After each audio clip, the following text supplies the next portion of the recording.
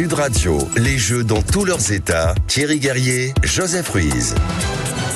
Et après le dopage, on va parler du voile islamique avec les JO vus d'ailleurs, Joseph. Et oui, les JO vus d'ailleurs, et effectivement Amnesty International qui a publié un communiqué et un rapport pour dénoncer l'interdiction faite aux athlètes françaises portant un foulard de participer aux Jeux Olympiques, une interdiction qui bafoue le droit international relatif aux droits humains. C'est ce que dit l'ONG effectivement. Et pour en parler, on accueille Médéric Chapiteau. Bonjour. Bonjour. Vous êtes sociologue spécialiste de la radicalisation dans le sport et auteur de Quand l'islamisme pénètre le sport. Alors est-ce que c'est vrai, Médéric Chapiteau, est-ce que la France bafoue le droit international relatif aux droits humains ?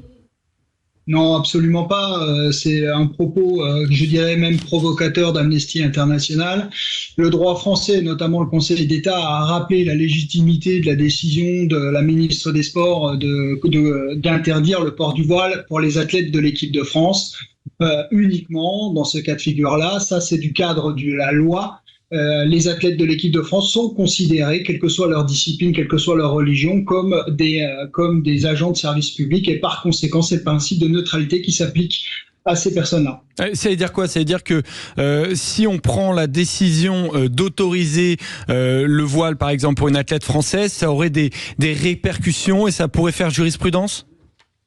Oui, tout à fait. C'est une vraie question de fond, d'ailleurs, qui n'est pas souvent exprimée ici et là, et c'est bien dommage. À partir du moment où les athlètes de l'équipe de France sont considérés sont assujettis au principe de neutralité, comme les autres fonctionnaires de la fonction publique, en l'occurrence des policiers, des professeurs, etc.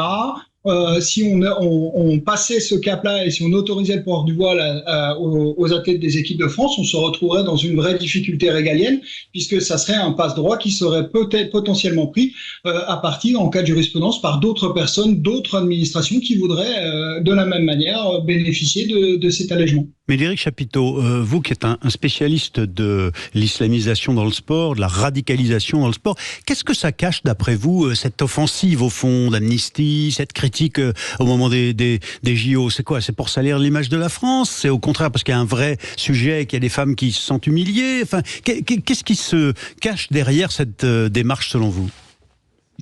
Je pense qu'il y a plusieurs stratégies qui utilisent les Jeux olympiques. C'est pas nouveau, c'est pas récent.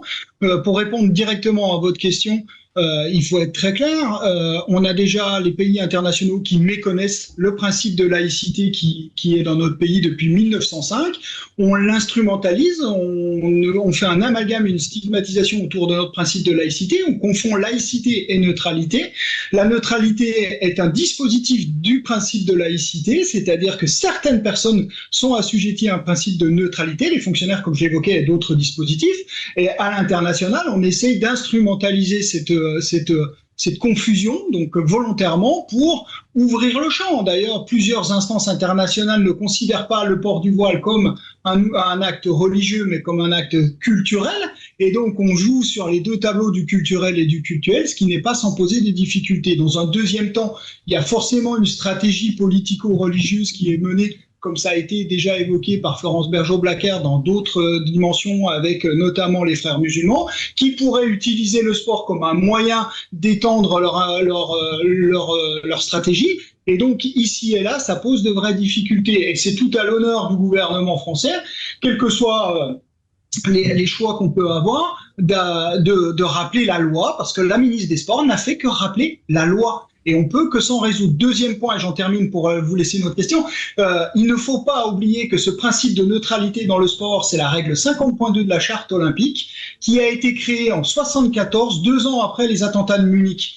Et tout ça a du sens, et vouloir revenir sur cet état de fait, c'est remettre en question en partie les décisions post-Munich. Et oui, ça me pose problème de fond. Les attentats contre les JO de Munich, en effet, Septembre Noir, quand cette organisation palestinienne terroriste a attaqué les athlètes israéliens. Du coup, Médéric Chapiteau, sociologue spécialiste de la radicalisation dans le sport, ça veut dire quoi ? Ça veut dire que les athlètes françaises n'auront effectivement pas le droit de porter le voile. Certaines d'ailleurs vont plutôt porter une casquette. On va potentiellement voir une athlète porter une casquette et faire ce choix-là pour contourner un petit peu le dispositif. Ça veut dire quoi? Mais est-ce que, par exemple, les athlètes d'autres pays, elles, auront le droit de le porter?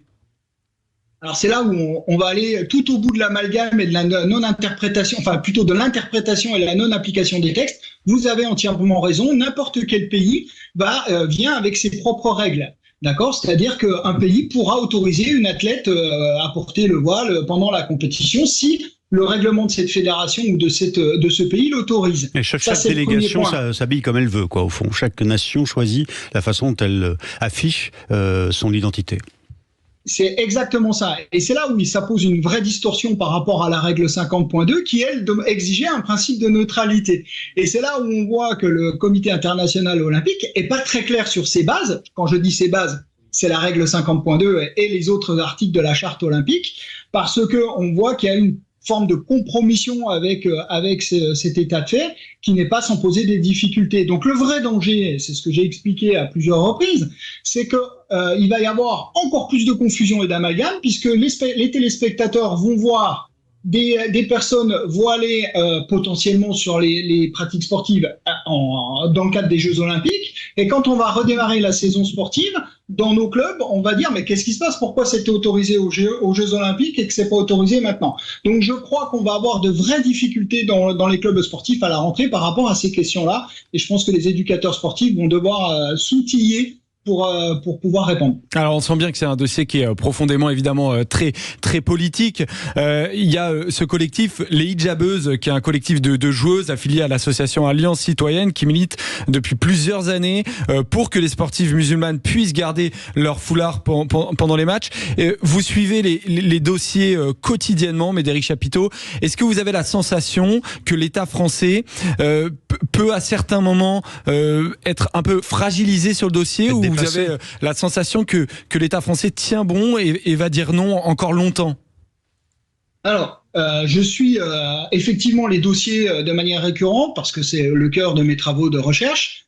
Il faut être très clair. Pour l'instant, on ne peut pas discuter. L'État français, le gouvernement est très ferme sur ses principes.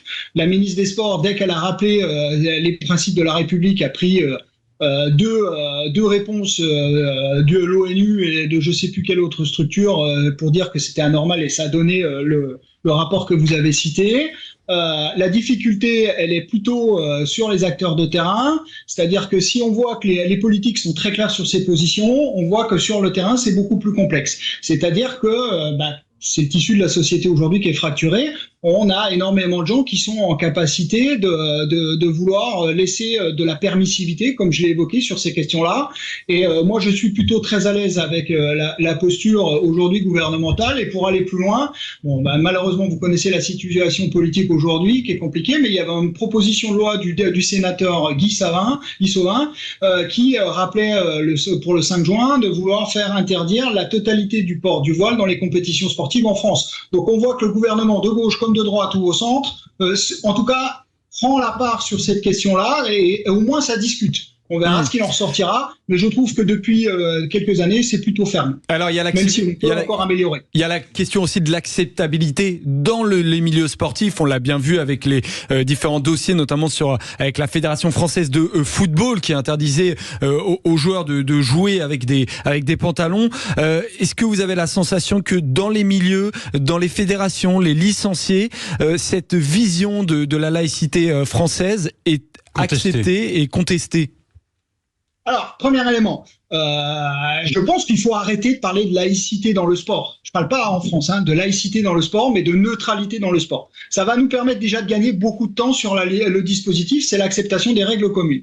Premier élément. Deuxième élément, on est un pays aujourd'hui où, là, pour le coup, je vais être très clair, on marche sur la tête. C'est-à-dire que si la position de la ministre des Sports est très claire, on a 120 fédérations qui sont agréées par le ministère des Sports aujourd'hui, 120 fédérations qui ont des règles d'application différentes des principes de laïcité et de neutralité. C'est là où il faut uniformiser. Est-ce que c'est au ministère de forcer la main aux fédérations par le biais de l'agrément ou est-ce que c'est aux fédérations de définir une zone commune par le biais du CNOSF. Là, c'est une vraie interrogation qui dépasse mon champ de compétences. Merci beaucoup d'avoir été avec nous, Médéric Chapiteau. Vous êtes sociologue et vous êtes chercheur, spécialiste de la radicalisation, auteur de Quand l'islamisme pénètre le sport aux éditions du PUF, des presses universitaires de France. Merci à vous.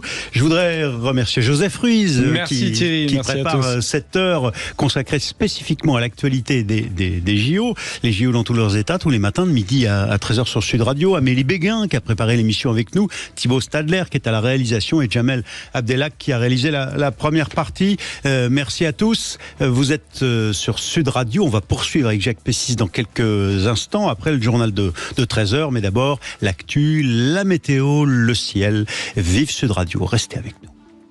Sud Radio. Sud Radio. Parlons vrai. Parlons vrai. Sud Radio. Parlons vrai.